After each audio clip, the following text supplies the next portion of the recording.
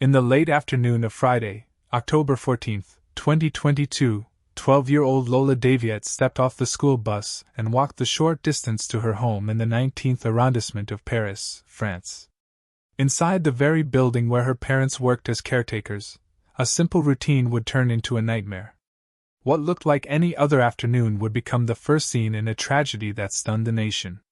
Subscribe to this channel as we uncover every moment of her final journey.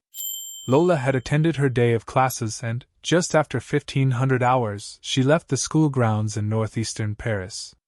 Her route was familiar: the small street, the apartment building where her father, Johan Daviet, and mother, Delphine Daviet Ropital, served as concierges and caretakers. The street was ordinary, children streaming out for the weekend.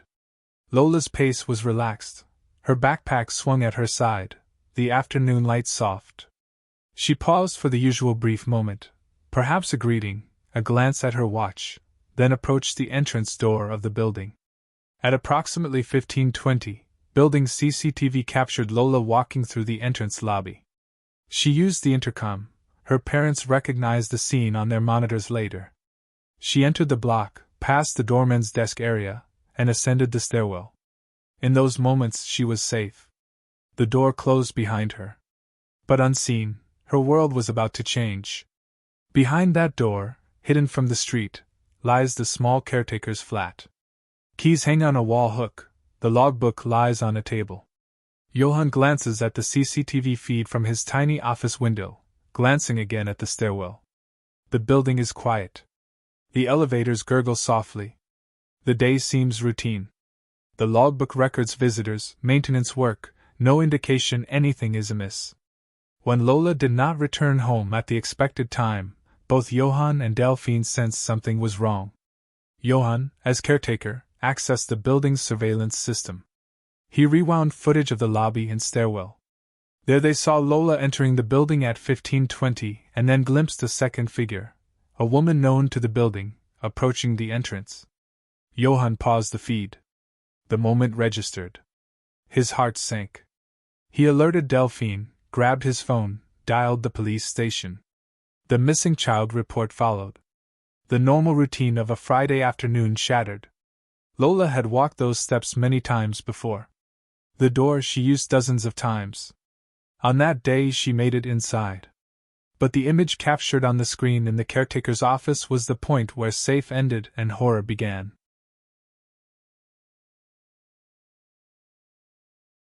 The CCTV footage changed everything. A known neighbor opened the door and walked into the building with 12-year-old Lola Daviet on Friday, October 14, 2022. Stay tuned as we uncover every step of what happened next. The building stood in the 19th arrondissement of Paris. Floor after floor of flats, a central lobby, the caretaker's apartment overlooking the entrance. Johan Daviet and Delphine Daviet Ropital lived and worked there as the concierges. They held the keys, managed access, monitored visitors. Their daughter Lola stayed in the flat with them after school.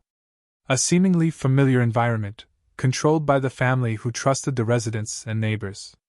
On that afternoon, as Lola arrived, the environment that should have offered safety instead became the stage of disaster. Footage shows a woman known to the building, identified later as Dahbia Benkired, waiting near the entrance just after Lola's arrival. The girl appears, they exchange a word, the woman opens the door. Lola follows. Together they ascend the elevator or the stairs and disappear from the lobby view. This is the last moment the building's CCTV caught her alive. The neighbor's access was unremarkable. She lived in the same building, her sister's flat on a high floor. What looked like a casual interaction would mark the point where the guardian role of the building failed.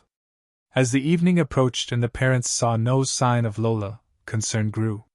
The caretaker office monitors sat idle. The logbook remained unchanged. Delphine looked at the time.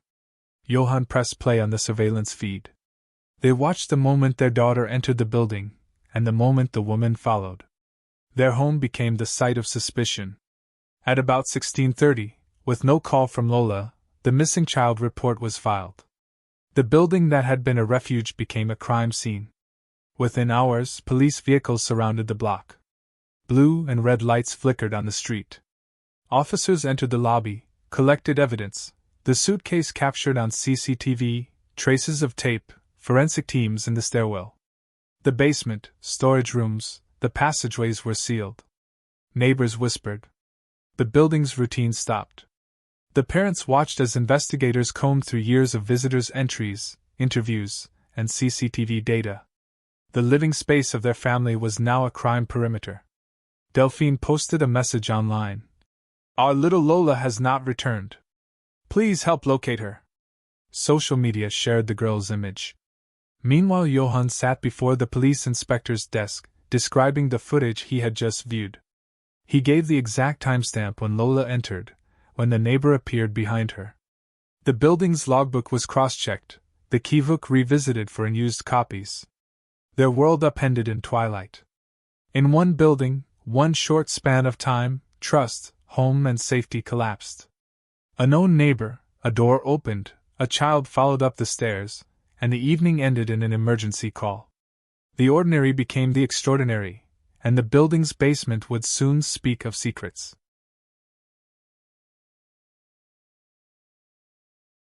In the hours after 12-year-old Lola Daviet vanished from her home building on October 14, 2022, investigators uncovered shocking items in the basement: duct tape, a box cutter, heavy luggage. In the early evening, investigators accessed the basement of the apartment block in the 19th arrondissement of Paris where Lola's parents served as concierges. In the dim storage area they located fresh duct tape, a box cutter, and other sharp-edged tools. Items were placed into sealed evidence bags, labeled with chain of custody tags and timestamps. One examiner confirms off-camera. The tape's adhesive shows no prior wear. The box cutter present matches wounds on the victim. A detective speaks. We matched the cutter's blade to incisions on the body. The tape's width and glue pattern matched residue found on the victim's face. Another says. We traced the tape's purchase to a hardware store located nearby. The same roll sequence was sold 2 days earlier. Records show that at approximately 16:30 the missing child file was opened by police. The CCTV log entered evidence of a trunk being moved from the building at about 16:45, minutes after Lola was known to be inside. The trunk was later found abandoned nearby. The suspect, known later as Dahbia Benkired, leaves a flat on the 4th floor carrying a large trunk.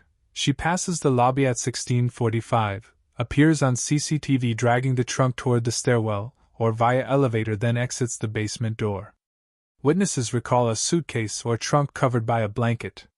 Report then states that the trunk is then moved outside the building, loaded into a taxi or friend's car according to witness account.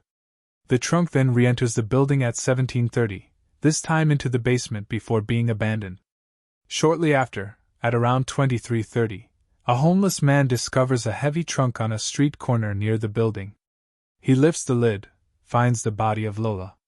The trunk's contents: the naked body of a girl, bound and taped. The forensics team later confirmed the cause of death and detailed the extreme brutality of the attack, which included signs of torture. Examining the body, pathologists confirmed the victim had been brutally assaulted, leading to the charge of rape with torture and acts of barbarism. The box cutter's blade was forensically linked to the crime. The tape's adhesive matched the roll found in the basement storage. The trunk bore fingerprints of the suspect. An investigator says, every item pointed to the building: the trunk, the tape, the path from the flat to the basement exit. The victim's arrival at 15:20, the woman's entry at 15:25, the trunk exit at 16:45, timelines overlapping. In court slides, prosecutors present the trunk, symbol of final escape route. The building that should have been safe, one slide reads, became the crime scene. Once investigators confirmed the basement items matched the murder, the building was sealed. Neighbors were interviewed, flat keys collected, visitor logs reviewed. The caretaker's access logs, maintained by Lola's father, Johan Daviet, were handed over to police. His memory of the day's events, the intercom beeps, the CCTV freeze frame at 15:20 became essential. The control room footage, time-lapse of lobby, stairwell, elevator, exit door, the trunk's movement through those spaces visualized. Investigators reconstructed every step. That night, police sent a dog squad, a forensic ladder truck, lighting rigs to the basement. Outside, blue lights glowed. Flat occupants stood behind police tape wondering how their building became a hub of horror. Off camera, a psychologist states, "The suspect gave inconsistent versions. Initially she denied responsibility, then claimed the act was a dream, later admitted it. At trial she said, 'I was molested too, I saw my parents die in front of me.' She blamed an armed stranger or a ghost. Despite her claims, the forensic evidence remained consistent and overwhelming. The judge later described extreme cruelty, real torture, in the sentencing judgment. The Daviet family's world collapsed. The very building where they lived and worked now held the record of their daughter's final path. The forensic bags, the trunk, the tape, quiet objects speaking of violence. In court, images of the evidence were shown: the trunk lid, the tape roll, the intact labels. One relative observed, "The items are banal, but when tied to those movements, they tell a crime." The judge emphasized that the building's caretaker logs, CCTV, and forensic items created an unbroken chain. The tape led to the cutter, and the trunk and the body. Months later, news reports circulated that the suspect was the first woman in France to receive perpetuite real, irreducible life sentence for this crime. From basement tape to trunk route, from lobby CCTV to forensic labels, the case of Lola Daviet reveals how small objects and silent corridors can map a crime. Next, in Part 4, we'll enter the courtroom, explore the verdict, and chart the aftermath.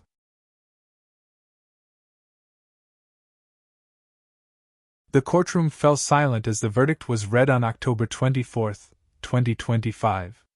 It marked the first time a woman in France was handed the highest possible punishment for murder. Stay with us to trace how the case of Lola Daviet swept across politics, shattered a family, and left a country asking how such evil could happen behind a familiar door. On the morning of October 17, 2025, the doors of the courthouse in Paris opened to press, public, and the family of Lola. The accused, Dahbia Benkired, entered the dock under guard. The gallery filled quickly, nearly 150 journalists accredited, dozens of seats reserved for the family and friends of the victim. The atmosphere was heavy. Outside, protesters gathered to demand justice and public safety. Inside, the mother of Lola, Delphine Daviet Ropital, sat in the victim's box while her father, Johan Daviet, absent by then, watched via screens elsewhere. As the trial proceeded, key evidence was presented: CCTV footage showing Lola's entry at 15:20 and Benkired's movements later, forensic photos of the trunk and the basement where the crime took place. The judge opened the session with the charge: murder of a minor under 15, aggravated by acts of barbarism. Many witnesses took the stand: caretakers, neighbors, forensic experts. Emotions rose when the court showed the time-coded video where Benkired and suitcase appeared in the building lobby. One parent in the back wept. Throughout the week-long trial, psychiatrists testified that Benkired had normal intelligence, no treatable psychiatric disorder, but showed psychopathic tendencies and very low empathy. Closing arguments began October 23. The prosecutor demanded perpetuite real, life without possibility of early release, citing the extreme violence and barbarism of the crime. On October 24, 2025, the court delivered the sentence: life imprisonment without the possibility of early release, reclusion criminelle à perpetuité incompressible. Benkired became the first woman in French legal history to receive that penalty. As the judge read the judgment, noting the extreme cruelty of the criminal acts and the unspeakable psychological harm done to the victim and her family, the mother collapsed in tears. Supporters helped her out. In the public gallery, moments of relief, moments of silence. For Delphine, it marked one milestone in a journey of grief. She told investigators afterwards, "We believed in justice, and we got it." Outside the court, the verdict triggered immediate political commentary. Right-wing leaders hailed the sentence but also cited the murderer's undocumented status as proof of migration policy failure. Government ministers cautioned the public against turning a girl's death into a political football. The case had entered the national spotlight not only for its horror but also for its context. Benkired had entered France in May 2016 on a student visa, subsequently overstayed and was subject to an obligation to leave the territory order prior to the murder. Immediately after the crime, several parliamentarians from the far-right Rassemblement National and conservative parties demanded stricter border control and reforms to deportation systems. One MP said, "France failed Lola by failing to expel a person who did not belong here." Justice Minister Eric Dupond-Moretti responded that political exploitation of the case was shameful and asked parties to show respect for victims. Media coverage featured montage after montage, images of tricolor flags, protest marches, parliament debate, grief-stricken family members, law enforcement statements. The public discourse ranged from migration policy, to urban security, to the role of social services and housing access. While many focused on the immigration angle, victim advocacy groups stressed that the core issue remained the murder of a child inside a building where her parents worked to protect residents. The building's image as a safe home was shattered. As one editorial put it, the crime struck at the heart of everyday life in France. The walk home from school, the building where you live and work, the CCTV unit trusted to keep you safe. The Daviet family's life fractured. Delphine continued her daily work as concierge, but she carried an unimaginable burden. The building where she and her husband had lived and labored for years became the stage of a nightmare. Johan, once a sober father and caretaker, began to relapse into alcoholism in the weeks after his daughter's disappearance and death. Friends and neighbors reported he stopped sleeping properly, became withdrawn. On February 23, 2024, Johan died at age 49. While the official cause was a heart attack, multiple sources cite grief and alcoholism as driving factors. His death added a tragic postscript to Lola's murder. In court filings, Delphine asked that the case be heard as one of human trauma, not political fodder. Wearing a t-shirt bearing Lola's image, she told the press, "My daughter is gone. Please don't turn her memory into a slogan." The building resumed daily operation but with changed routines, enhanced CCTV review, caretaker rotations, support for residents shaken by events. The site remains a memorial for Lola. In interviews months later, Delphine said, "I live the building every day. And every door, every stair, reminds me that our safe world disappeared." The weight of loss remains. The sentence handed to Benkired, life without possibility of early release, had only been applied to men previously in France since its introduction in 1994. Her case broke new ground. Legal analysts noted that the ruling sends a message: extreme cruelty and acts of barbarism can trigger the highest sanction even for women. The judge's phrasing, referencing true torture, set a precedent in French jurisprudence. From a procedural standpoint, the case also triggered internal reviews: how a person under a departure order remained in the country, how building security and CCTV were integrated into investigation, how caretaker staff became key witnesses. Human rights groups and immigration advocates voiced concerns that the case was being used to demonize undocumented migrants broadly.